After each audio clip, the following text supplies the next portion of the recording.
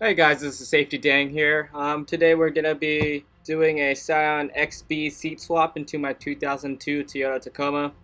Basically, the first thing you need to do is to remove your stock seats.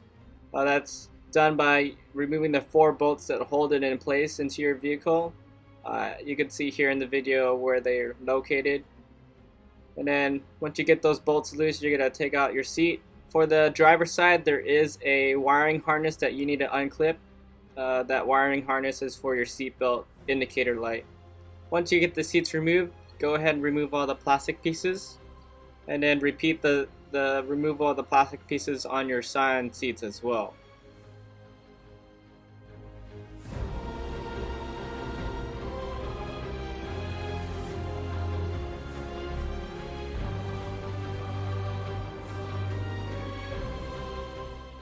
Once you unbolt all the plastic pieces from your seats, go ahead and unbolt the seatbelt buckle. It's only held in by 1 bolt. Then you can go ahead and put the bolt back just to make sure that you don't lose it. Then what you're going to do is grind off all the stoppers.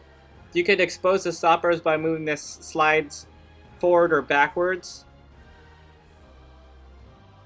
Also repeat this onto your Scion seats because you're going to need to expose those as well.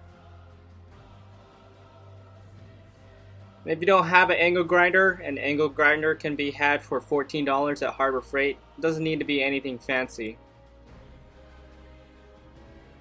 And then the next thing you need to do is to grind off the rivets, because the rivets are going to be blocking your bearing cages. So once you grind those off, you could slide out your bearing cages.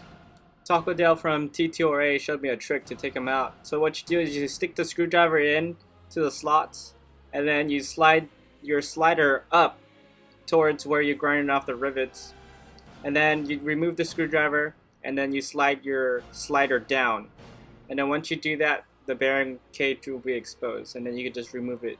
So the next thing you need to do is to remove the slider. So just pull the latch mechanism, and then the slider will come right out. Once you remove the sliders, go ahead and start cleaning them. To clean them, you gotta take out your bearing cages. Here you can see me pushing them past the stoppers with just a screwdriver. And then to get them back, you do the same thing. You just push them back with the screwdriver.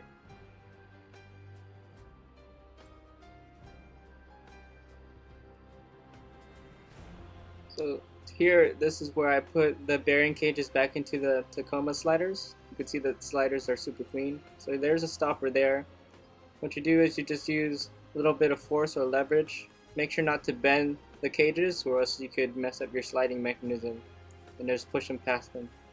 So this is the confusing part. So what you do, once you get that cage past that second stopper, you're gonna push it towards that stopper, but keeping it behind that stopper. And then you're gonna add a little bit of grease if you like. And then for this front stopper, you're gonna put it against that middle stopper. You see those 2 rivets there?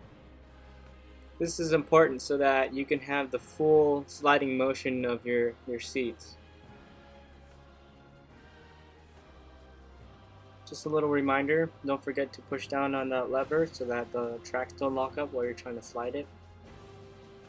And then here is the front bearing cage that we're pushing in, and then this is the screwdriver method I'm using for the rear cage.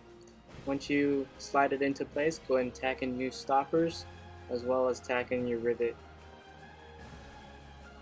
So now you're going to modify your seat buckle. What you do is you're going to cut your stock one where it bolts to, and then your Scion one, you're going to cut the latching mechanism off. And then you're just going to use that bracket and weld it onto your stock Tacoma one like so. So see here, I'm just overlapping them. This is where I'm cutting off the stock Tacoma one, cleaning it up,